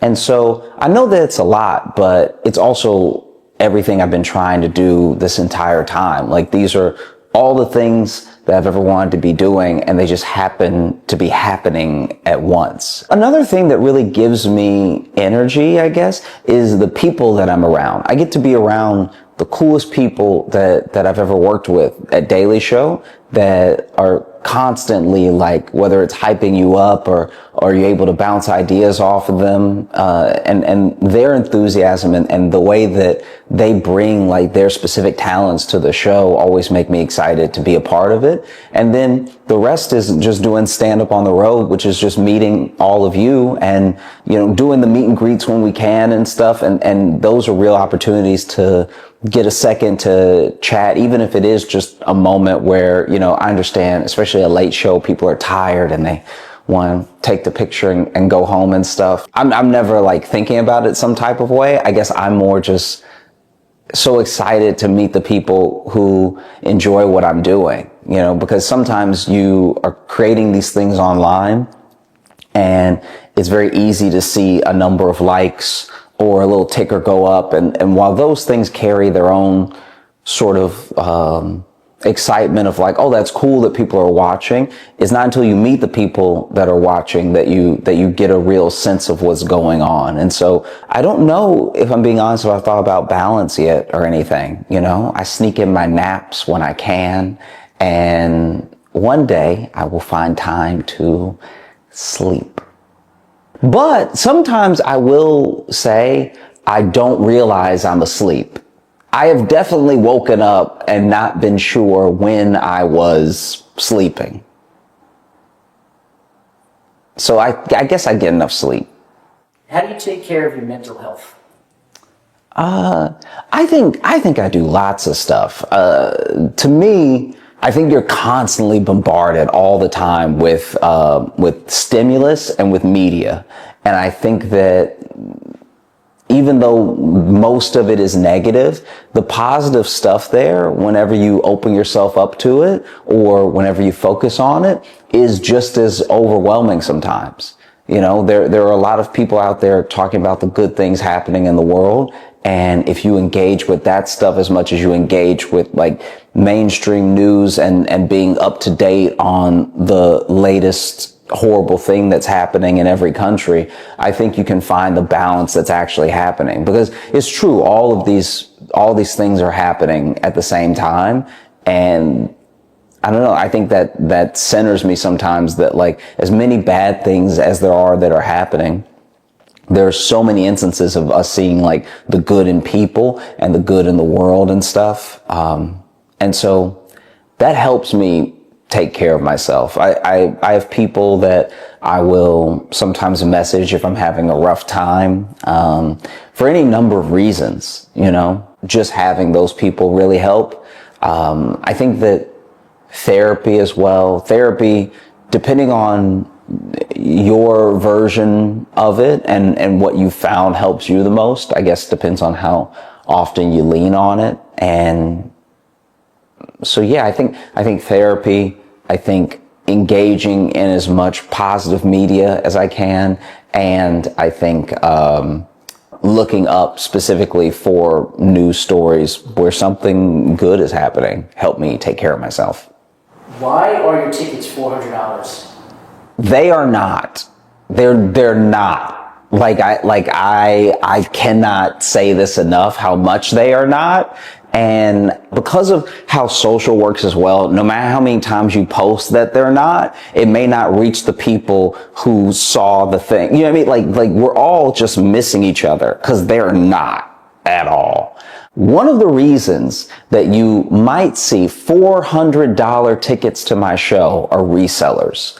So I am trying to make sure everybody can come to the show. I'm trying to make sure that all the tickets are affordable, right? But if someone buys up a bunch of tickets and then they go to the secondary market and they wait until the show is sold out and then they try to sell it to people who want to come to the show but missed it, they're going to charge whatever they think they can get, right? So while it's $400 in this economy, $400.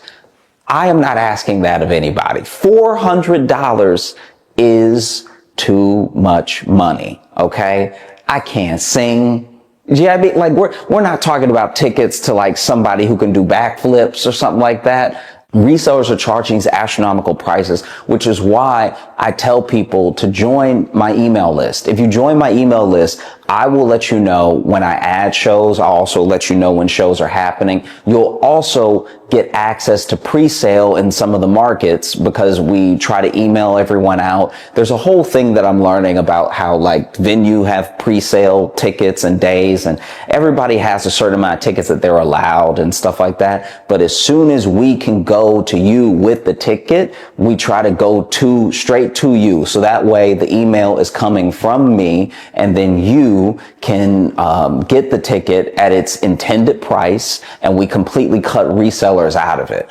Sometimes I even lose words for how best to describe how bad of a thing this reselling is, because it cheats you out of money and it cheats a lot of people out of an experience, you know? Because let's just, for the sake of argument, say the reseller buys my ticket and they're charging $2,000. And then people are like, Josh, love you, nice little quips, nice little witty jokes online, but $2,000, no. Now, somebody who was willing to pay the like $35, $45 that I was charging for the show doesn't get to come. And then this reseller is blocking people from having a good time at the show, you know? So my tickets are not $400. If you see that, you know, not only don't you buy it, but also feel free to warn other people, hey, this thing is not real, you know? So hopefully I've spoken about it well. Hopefully. Where is your hour-long Netflix special? It doesn't exist, but I think maybe it could one day. We'll see. The reason I do stand-up is to connect with the people that I'm doing stand-up for, and that's been happening through social, through YouTube, through like live performance as well. So I feel like the connection is there, and it's getting stronger, and it's growing. And so I don't concern myself as much with like, oh, when are we going to get this thing, or can we get this person on the phone or something? Because to me, all things happen as they're supposed to in the right time. And so if there is a day that comes that I have an hour-long Netflix special, then the day that comes will be the day that it comes out. Until then, I'm having a great time posting and writing as much as I can and just sort of putting that stuff out there. Can you go deeper into your writing/performing process? Yeah, so I guess I don't know. I could talk about it all day. So I'll try to give like some bullet points. I think when you're writing about anything, in my experience, I think taking the things that you find funny about them and the things that you find interesting about them and believing in them are going to be ways that you connect people to the thing it is that you're talking about.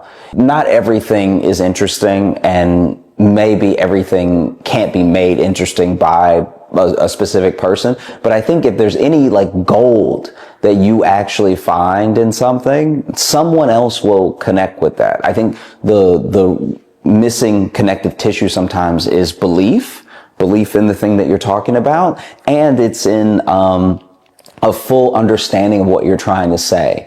And so whenever I'm writing anything, I'm trying to make sure that I'm fully distilling the idea down enough that if you don't know me, and if you don't know what I'm like, and if you've maybe even never watched stand-up before, you'll still get what I'm trying to say. And I think that is one of the main things I look for in what I'm talking about and how long I want to talk about it. And then I think that sort of all of life informs other pieces of it. So if I may be talking about one thing that has nothing to do with any of the other topics I bring up in my mind while well, let me see, now I'm rambling. Hold on. If you choose a topic to talk about, right, it may seem incredibly isolated. It may seem like one of its kind, but because of how long humans have been around and because we have cyclical behavior, it's not. So no matter what the thing is, there's something like it that has happened before, even if it's only in spirit. And so I think that as soon as you pick something to talk about, you can find things that are similar to that thing that maybe someone might not understand thing A that you're talking about, but they've experienced thing B. And if thing B is a universal enough experience and you link it back to A, then I think that you can in turn at least give people the option of seeing what you're trying to say. And that's just one way to do it. I think that the other way is like take the thing that is your topic that's most important to you and breaking it down on every level. At some point with those layers, people will start to see what you mean. Whether or not they agree is like completely up to them. And luckily for stand-up, you don't really need anyone to agree with you. You just need them to be enjoying what you're saying and find it funny. Some things that we find funny are because of agreement, and some things that we find funny is because of the absurdity of it and how much we disagree.